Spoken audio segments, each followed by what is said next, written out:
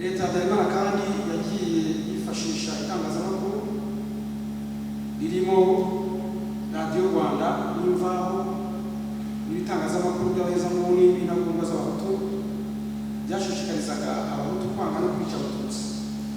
Muri ibyo harimo itangazamakuru utwitsikangwa RTM ndetse n'ibindi.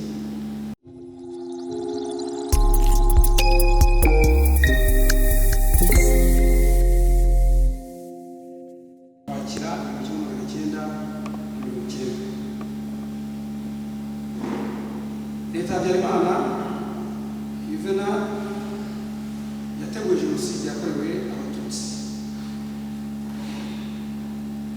Nyuma y'uko inkotanyi FPR inkotanyi itangije urugamba rwo kubohora igihugu, leta ya Habyarimana yabigize urwitwazo gutegura gahunda yo kwica abatutsi guhera mu 1990 ndetse nk'uko banabigejejweho bagaragaye ibuka muri uyu mwaka. Aho kurwana n'ingabo za FPR inkotanyi cyangwa se RPF inkotanyi ndetse no gushaka uburyo bwa politiki binyuze mu bwumvikane bwo gukemura ibibazo byatumye intambara ibaho, leta ya Habyarimana guhera mu 1990 yahisemo inzira y'umugambi wa jenoside, ikoresha inzego zose, ikora icengezamatwara ryamamaza urwango rw'abatutsi. Byanajyanaga ndetse n'iyicwa ryabo mu bice bitandukanye by'igihugu, aho muri Kirira muri Mutara mu 1990, i Murambi ya Gatsibo muri 1990 ndetse no muri 1991, mu Ruhengeri na Gisenyi muri 1991 ndetse no muri 1992, Bugesera, ku Kibuye ndetse na Shyorongi ya Kigali mu 1994. Muri Mutarama 1993 abatutsi bongeye kwicwa cyane muri Ruhengeri, Gisenyi, Byumba, Kibuye na Kigali. Leta Habyarimana kandi yagiye yifashisha itangazamakuru ririmo Radio Rwanda n'Imvaho n'ibitangazamakuru by'abahezanguni n'intagondwa z'abahutu byashishikarizaga abahutu kwanga no kwica abatutsi. Muri ibyo harimo itangazamakuru utwitsikangwa RTM ndetse n'ibindi. Ikinyamakuru Kangura cyasohoye inyandiko yiswe amategeko 10 y'abahutu mu kuza 1990, akaba yarahamagariraga abahutu kwitandukanya no kwirinda abatutsi mu buryo ubwo ari bwo bwose.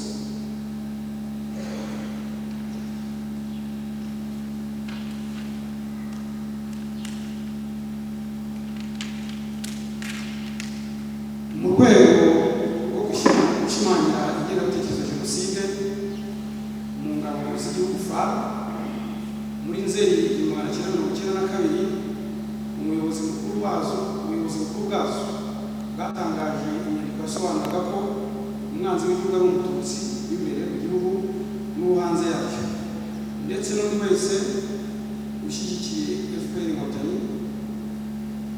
Bityo hashingiwe kuri iyi nyandiko hatanzwe amabwiriza ko abasirikare ba FAR bagomba gufatanya n'abahutu b'intagondwa bakarwanya abatutsi n'undi wese ubangamiye ubutegetsi bwa Perezida Habyarimana. Leta Habyarimana yashyizeho imitwe itwara igisirikare yiganjemo urubyiruko, inaha intwaro, abagize iyo mitwe hagamijwe gutsemba abatutsi. Imitwe yamenyekanye cyane twavugamo nk'interahamwe za MRND, impuzamugambi za CDI, amahindure, turi hose ndetse n'iyindi mitwe yatozwaga n'abasirikare ba leta ya Habyarimana, abapolisi n'ibindi, abasezerewe mu ngabo ndetse hari n'abatojwe n'abasirikare b'Abafaransa. ubwicanyi bwakorewe abatutsi mu 1994 kugeza mu 1994 bwakorwaga imiryango mpuzamahanga ibizi nk'uko raporo n'ibyegeranyo byinshi by'imiryango mpuzamahanga zagiye zibiranga. Zinamya kandi ko ubutegetsi bwa Habyarimana bwari bufite umugambi wateguwe wo kwica abatutsi mu gihugu hose,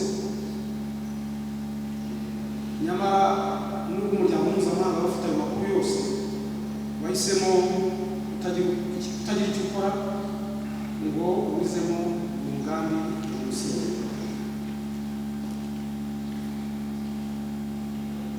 Ishyirwa mu bikorwa rya jenoside yakorewe abatutsi. Jenoside yakorewe abatutsi yarateguwe ishyirwa mu bikorwa n'intagondwa z'abahutu zacuze umugambi wo guhanura indege ya Perezida Habyarimana ku mugoroba w'itariki ya 6 Mata 1994 nk'uko byagaragajwe na raporo ndetse n'ibyegeranyo bitandukanye. Ku itariki ya 8 Mata 1994 hashyizweho guverinoma y'isi y'abatabazi. Dr. Senetuga Togol, abaperezida ba Repubulika y'u Rwanda, Yohani Kambanda, minisitiri w'intebe. Iyo guverinoma yari ifite gahunda imwe gusa: gutanga umurongo w'uko jenoside igomba gukorwa mu gihugu cyose, gutanga intwaro, gukangurira abaturage gukora jenoside no guhimba ibinyoma byo gukinga mu maso imiryango mpuzamahanga byaberaga mu Rwanda.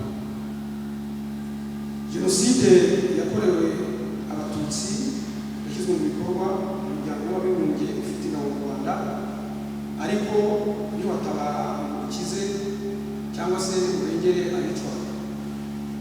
Tariki ya 11 Mata 1994, nyuma yaho gato, nyuma y'ingabo z'Ababiligi bari mu butumwa bw'umuryango w'abibumbye zizinze ibyazo zigataha, abatutsi bari bahungiye mu kigo cy'amashuri cya Eto Kicukiro batewe n'abasirikare ba leta n'interahamwe, barabashorera bagenda babica umugenda kugera i Nyanza ya Kicukiro. Si ibyo gusa, kuko umuryango w'abibumbye mu guterana mu Rwanda wafashe icyemezo cyo kugabanya umubare w'ingabo n'abasirikare bari baroherejwe mu butumwa mu Rwanda witwaga Intwari. Hasigaye imbarwa batari bashoboye kugira icyo bakora, maze abatutsi bicwa bareba.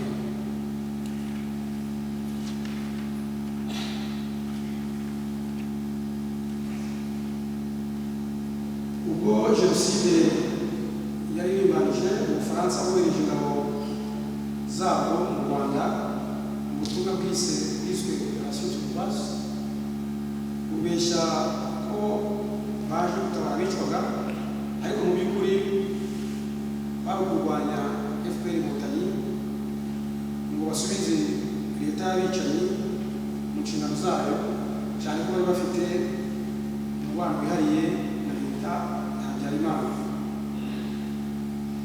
Kuza kw'ingabo z'Abafaransa batumye abatutsi bakomeza kwicwa mu bice byitwa ko birinzwe nazo,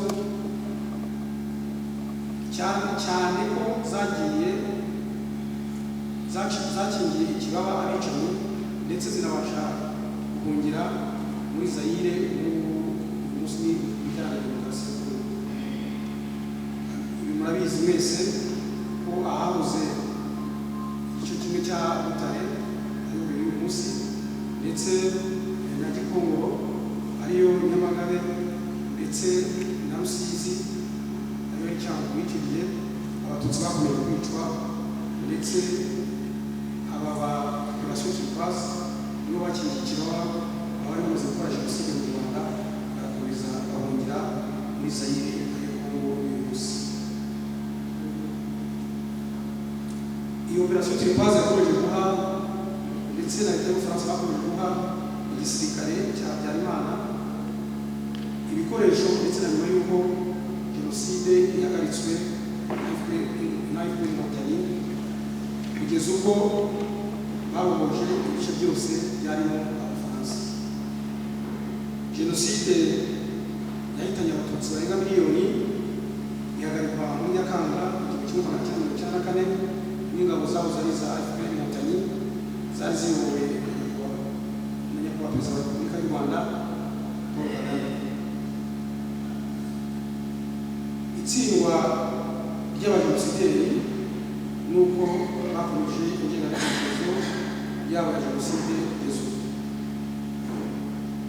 Guverinoma y'u Rwanda,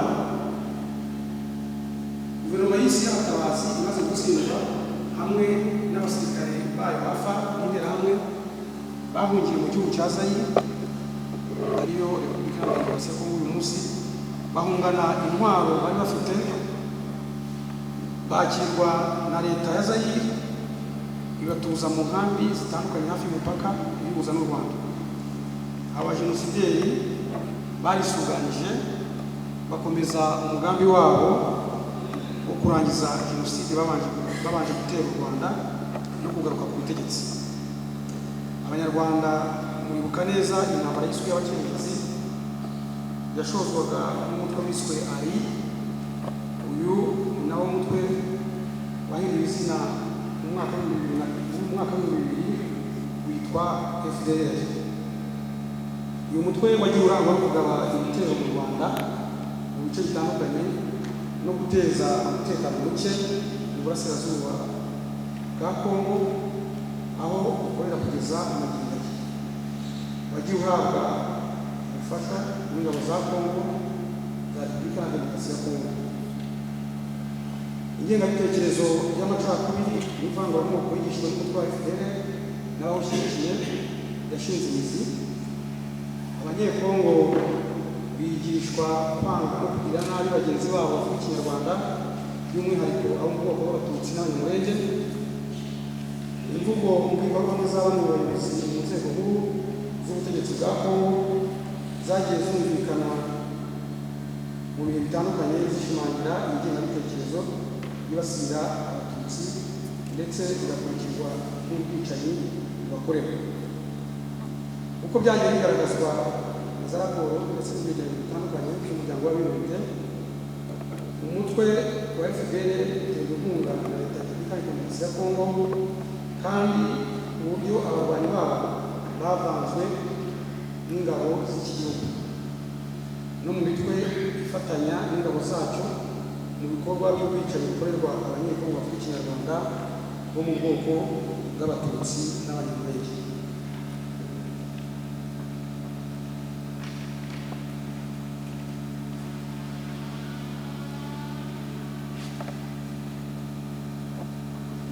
Nyuma y'imyaka 32 ingengabitekerezo ya jenoside ikomeje kugaragara no gukwirakwizwa mu bakiri bato mu byiciro bitandukanye by'Abanyarwanda. Muri ibi dusangamo abakomoka mu bakoze jenoside banze kwitandukanya n'amateka mabi yaranze ababyeyi babo, bakomereza mu murongo wabo bahakana bakagoreka ukuri kw'amateka ya jenoside yakorewe Abatutsi kugira ngo bumvikanishe ko ababyeyi babo ari abere. Harimo kandi n'abavuka ku barokotse jenoside yakorewe Abatutsi ndetse n'abakomoka ku babyeyi bagize uruhare mu rugamba rwo kubohora u Rwanda no guhagarika jenoside, bashukwa bagakirwa ibikoresho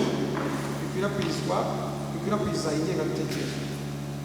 Hari kandi n'ababyeyi gito bakomeje kwigisha amacakubiri mu bana babo no kubabibamo ingengabitekerezo ya jenoside. Ibi bibangamira urugendo rwo kubaka ubumwe bw'Abanyarwanda kandi bikwiriye kurwanywa. Mu gihe mu karere hagaragara ibikorwa bya jenoside byibasira Abanyekongo bo mu bwoko bw'Abatutsi n'Abanyamulenge, ndetse hakanavugwa umugambi wo gushyigikira abahekuye u Rwanda mu mugambi wo kubagarura ku butegetsi, umuryango mpuzamahanga wongeye kugaragaza ko ntacyo ukora, urarebera gusa nk'aho abicwa nta gaciro bafite. Iri ni isomo ry'uko amahitamo y'Abanyarwanda yubakiyeho ibyagezweho mu myaka 32 ishize akwiye gushimangirwa. Ubumwe bw'Abanyarwanda no kwishakamo ibisubizo nibyo bikwiriye gukomeza kuturanga mu gushakira ibisubizo ibibazo byugarije akarere bidasize u Rwanda.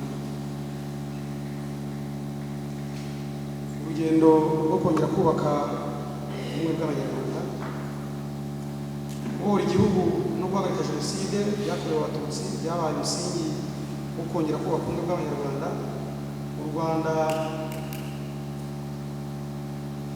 U Rwanda rushya rwubakiye ku ndangagaciro n'ihame ry'Ubunyarwanda. Politiki na gahunda z'igihugu zose zubakiye ku ihame ry'ubumwe bushyira imbere Ubunyarwanda, umuturage akaba kaza mbere ya byose. Amahitamo y'Abanyarwanda no kwishakamo ibisubizo, kudaheranwa n'amateka, kuyubakiraho ejo hazaza habereye buri Munyarwanda.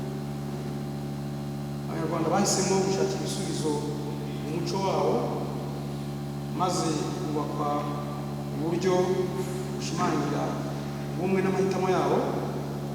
Hagaruwe itorero ry'igihugu ritoza Abanyarwanda, higishwa ngo Umunyarwanda ishimangira isano muzi ihuza Abanyarwanda, himakazwa umuco wo kuganira no kujya inama mu bikorwa by'umushyikirano uhuza Abanyarwanda hamwe. Girinka ifasha buri Munyarwanda kugira imibereho myiza. Umuganda ufasha Abanyarwanda kwiyubakira no kwishakamo ibisubizo bashyize hamwe, ndetse n'umuganura ushimangira gukorera hamwe no kudaheza, n'ibindi byinshi bibanisha Abanyarwanda bagasabana bagakomeza kuba umwe. Ubushakashatsi bwakozwe na Minisiteri y'Ubumwe bw'Abanyarwanda n'inshingano mboneragihugu ibintu bumwe muri 2025 ku gipimo cy'ubumwe bw'Abanyarwanda bwagaragaje ko ubumwe n'ubwiyunge by'Abanyarwanda bwiyongereyeho 13% bugera kuri 95.3 buvuye muri 2025 buvuye kuri 82.3 muri 2010. Ubushakashatsi kandi bwerekanye ko 97% by'Abanyarwanda bemeza ko Ubunyarwanda busumba ikindi cyose umuntu yakwibonamo, kandi bufite uruhare runini mu kubumbatira ubumwe bw'Abanyarwanda mu benegihugu, ndetse ubumwe bw'Abanyarwanda mu benegihugu. 99% by'Abanyarwanda bemeje ko kwibuka Jenoside yakorewe Abatutsi bifite uruhare rukomeye mu kubaka ubumwe n'ubwiyunge mu Banyarwanda.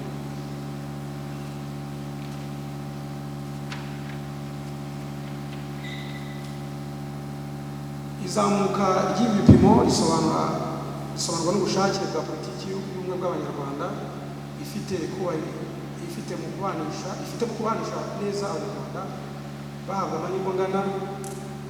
Leta kandi yiyemeje kurwanya akarengane n'ivangura hashyirwaho gahunda z'isanamitima zifasha komora no gukiza ibikomere, ubutabera no kuzamura imibereho y'abaturage mu buryo budaheza.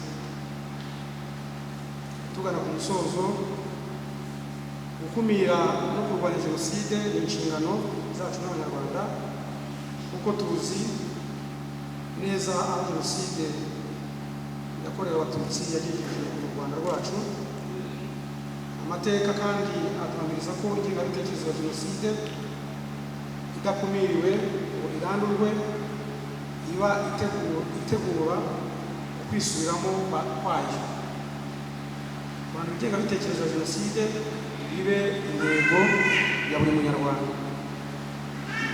Kwibuka ku nshuro ya 32 Jenoside yakorewe Abatutsi ni umwanya wo kunamira no guha icyubahiro abishwe bazira ko baremwe, no kuzirikana amateka mabi u Rwanda rwaciyemo hagamijwe gukuramo isomo kugira ngo jenoside itazongera kuba ukundi.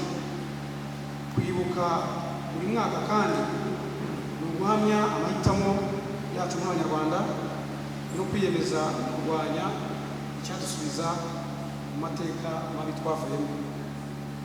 Jenoside yakorewe Abatutsi yahagaritswe n'Abanyarwanda amahanga arebera. Ni ngombwa ko Abanyarwanda dukomera mu bwacu twiyemeza guhangana no kurwanya abashaka kugarura ayo macakubiri. Ubumwe bwacu n'izo mbaraga zacu dukomeze kwibuka twiyubaka.